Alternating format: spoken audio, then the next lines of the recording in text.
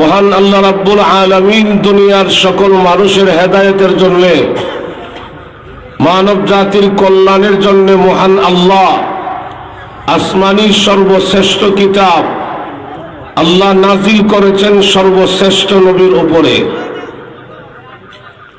কোরআন শরীফ দুনিয়াতে আল্লাহ নাজিল করেছে, কিন্তু দুনিয়ার মানুষের জন্য আল্লাহর কোরআন এটা এমন একটা জীবন ব্যবস্থা, প্রত্যেকটা মানুষ তার ব্যক্তিগত জীবন থেকে আরম্ভ করে পারিবারিক জীবন থেকে শুরু করে আন্তর্জাতিক মহল পর্যন্ত, রান্নাঘর থেকে শুরু করে সংসদ ভবন পর্যন্ত প্রত্যেকটা সেক্টর মানুষ কিভাবে পরিচালিত করবে, এই সবগুলি মহান আল্লাহ তার কালামে, তার কোরআনে আল্লাহ উল্লেখ করেছেন। এমনকি আল্লাহর কোরআন এটা দুনিয়ার মানুষের জন্য এমন একটা মহা ঔষধ। ১৫০০ বছর আগে আল্লাহর রসুল বলে গেছে, আমার যে কোনো উম্মতের সাকরাতের সময়, দুনিয়া থেকে বিদায় হওয়ার সময় যদি তার আওলাদের মধ্যে কেউ হক্কানি হাফেজ আলেম থাকে, আর হক্কানি হাফেজ আলেম ছেলে যদি তার পাশে বসে, তার মৃত্যুর সময় দুনিয়া থেকে বিদায় হওয়ার সময় তার পাশে বসে সূরা ইয়াসিনের তিলাওয়াত যখন করবে, সূরা মুলকের তিলাওয়াত যখন করবে, আল্লাহর রাসূল বলে আমার উম্মতের তার সন্তানের কোরআনের তিলাওয়াতের বরকতে তার মৃত্যুর যন্ত্রণা, মরণের কষ্ট আল্লাহ তার জন্য দূর করে দিবে। আর একটু জোরে বল না। এজন্য আল্লাহ এক আয়াতে বলেন, وَنُنَزِّلُ مِنَ الْقُرْآنِ مَا هُوَ شِفَاءٌ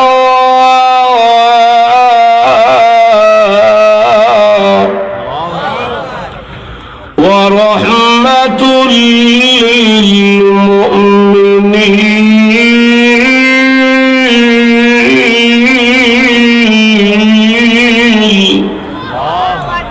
আল্লাহ রাব্বুল আলামিন বলেন, আমি আল্লাহর কালাম এটা দুনিয়ার মানুষ মুমিনের জন্য মহা একটা ঔষধ।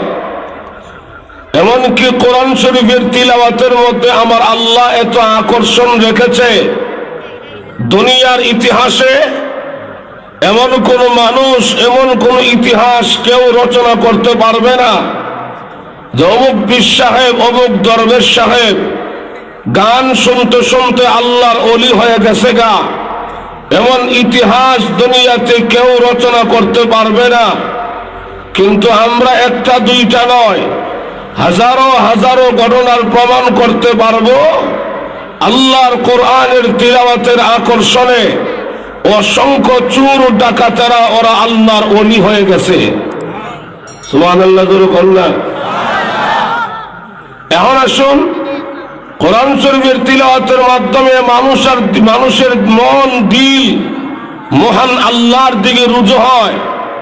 এই জন্য আল্লাহ আমার তিলাওয়াত কৃত আয়াতে বলেন, ইন্না আরাদনাল আমানাতা আলাস সামাওয়াতি ওয়াল আরদ والأرض والجبال فأبين أن يحملنها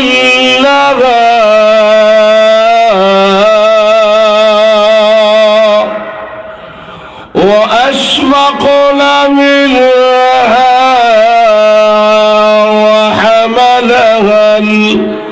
وحملها الإنسان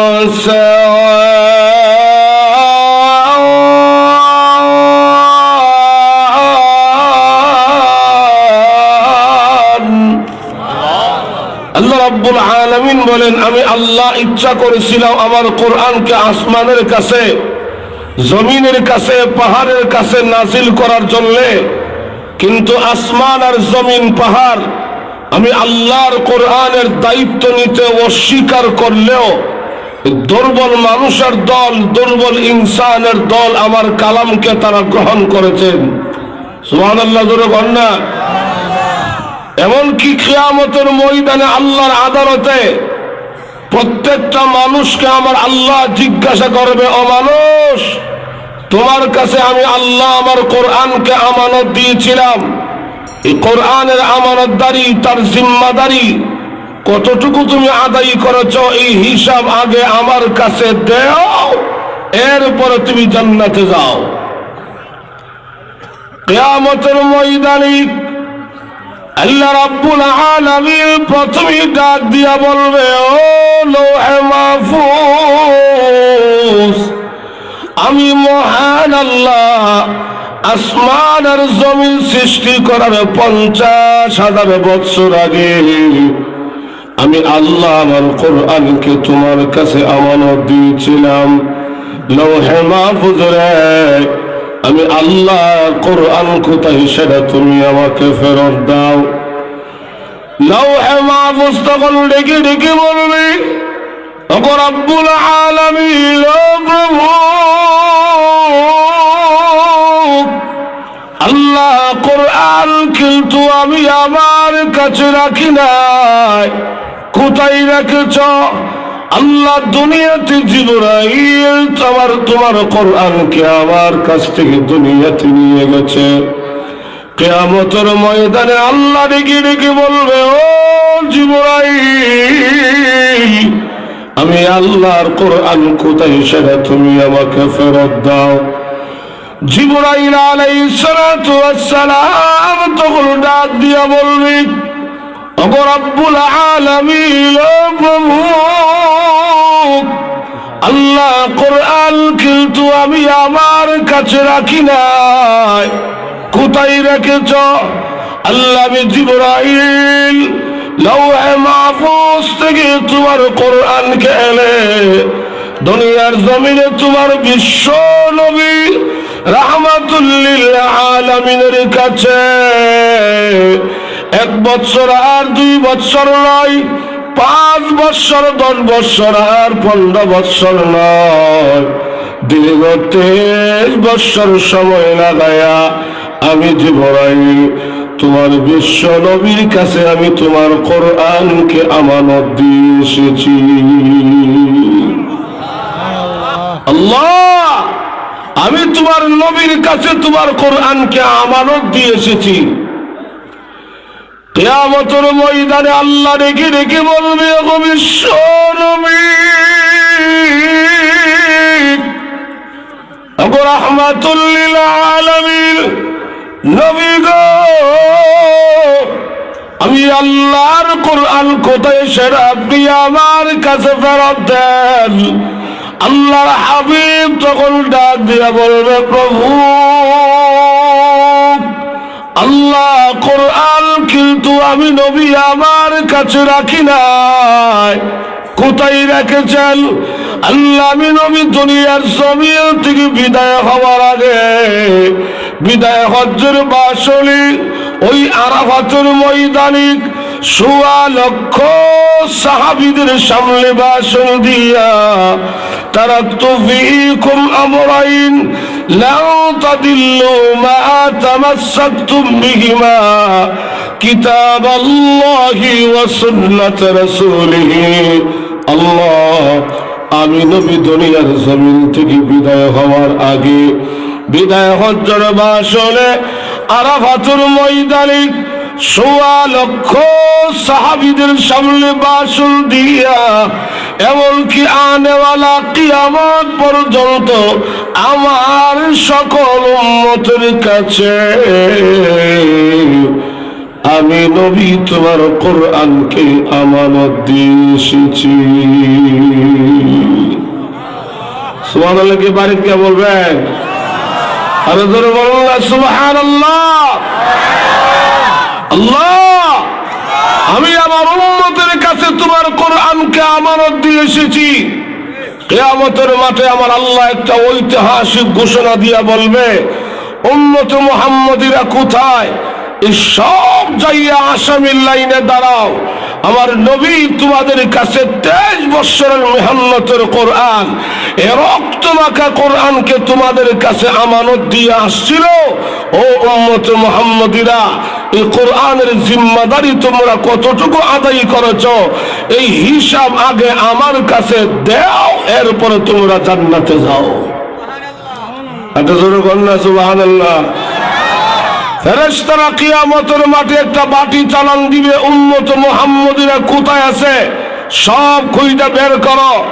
গোটা হাসরের ময়দানে খুঁজতে খুঁজতে সমস্ত উম্মত মুহাম্মদিয়াদেরকে খুঁজে বের কইরা জাহান্নামের রশি দিয়া বেঁধে জাহান্নামের লাইনে দাঁড় করাবে। আর আল্লাহ বলবে, ও উম্মত মুহাম্মদীরা, এই কোরআনের জিম্মাদারি তুমি কতটুকু আদায় করেছো, এই হিসাব আগে আমার কাছে দাও। আমার ভাইয়েরা, ওই দিন কিন্তু সাফার জুড়ে আল্লাহর আদালতে দাঁড়াইয়া এই বক্তব্য দিলে জান বাঁচানো যাবে না যে আল্লাহ, দুনিয়াতে কোরআন পড়ার দায়িত্ব ছিল মোল্লার কাছে, এই দায়িত্ব আমাদের কাছে ছিল না। আমরা শুধু দুনিয়াতে কেমনে মেম্বার হব, কেমনে চেয়ারম্যান হব, কেমনে এমপি হব, কেমনে মন্ত্রী হব, কিভাবে আমরা দুনিয়াটা কামাই করব, এই ধান্দায় দুনিয়াতে লিপ্ত ছিলাম। আর কোরআন পড়ার দায়িত্ব ছিল হুজুরের কাছে। ফেরেশতারা তখন ধমক দিয়া বলবে, বাঙালি দুষ্ট, এটা বাংলাদেশ নয়, এটা হাসরের ময়দান। জোরা গন্ডিক কিনা? কিছু হইলেই মোল্লার দোষ, সেই ইতিহাস ভুলে যাও। এটা কিয়ামতের ময়দান, এখানে আমার আল্লাহ ইনসাফ প্রতিষ্ঠা করবে। জোরা কোন ঠিক কিনা?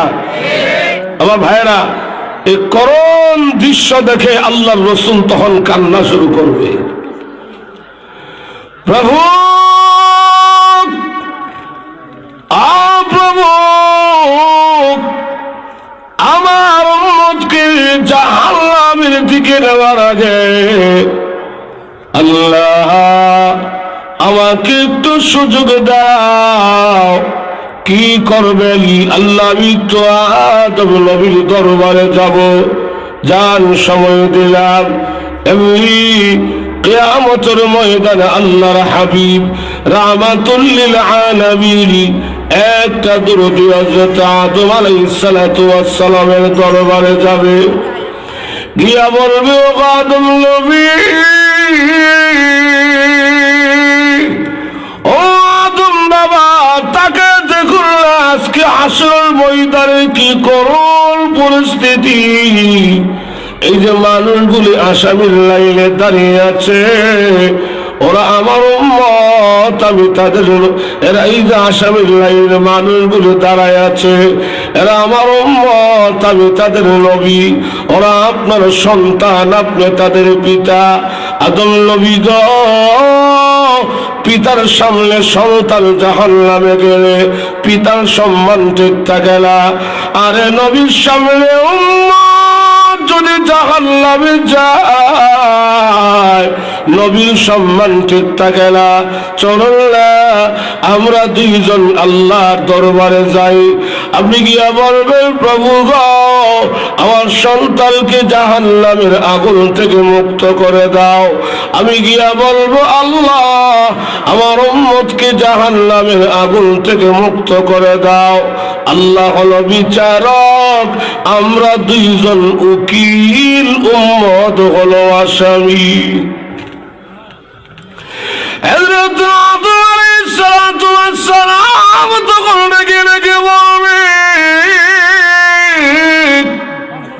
ও বিশ্ব নবী, রাহমাতুল লিল আলামিন নবী গো, আমার ভয় লাগে, আমি পারবো না। আমার সন্তানের পক্ষে সুপারিশ করতে আমি পারবো না, আমার ভয় লাগে। ও নবী, আমার সন্তানের দরকার নাই, আগে আমি আমার জান বাঁচাই।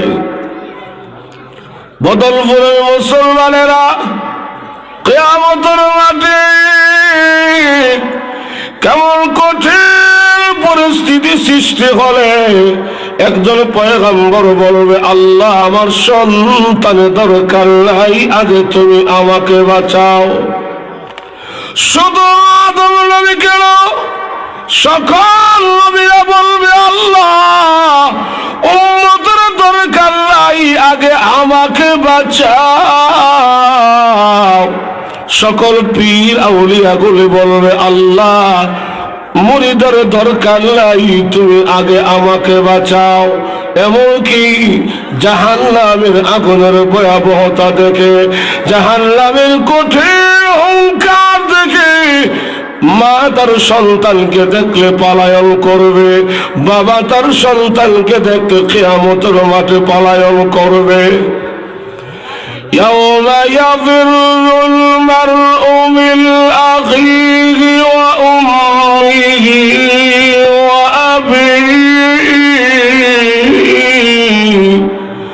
وأبيه وصاحبته وبنيه